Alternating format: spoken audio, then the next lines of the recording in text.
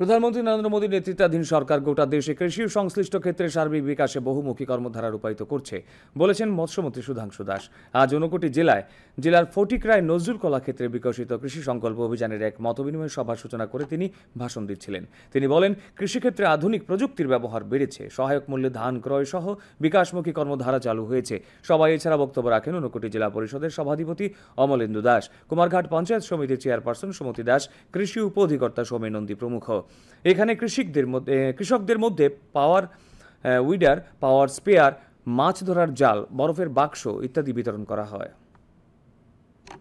সরকারের মূল উদ্দেশ্য হচ্ছে আমাদের দেশ তথা রাজ্যের যারা কৃষক আছে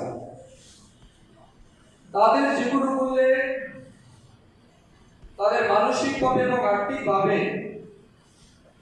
শক্তিশালী করতে হবে এবং তাদের পাশে দাঁড়াতে হবে। এগ্রিকালচার সেক্টরটাকে সম্পূর্ণরূপে গুরুত্ব দিয়ে ভারত সরকার কিন্তু কাজ করছে, কিন্তু প্রধানমন্ত্রীজি বলেছেন যে না, এটাকে আরো বেশি স্ট্রেংথেন করতে হবে, মাইক্রো লেভেলে আমাদের কাজ করতে হবে, মানুষের কাছে নিয়ে যেতে হবে। তার জন্য বর্তমানে সেপারেট ফিশারি ডিপার্টমেন্ট ক্রিয়েট করা হয়েছে, অ্যানিমেল হাসবেন্ডারিকে সেপারেট তৈরি করে এটা ইন্ডিভিজুয়াল এবং রেগুলার বেসিসে মিনিস্ট্রি তৈরি করা হয়েছে।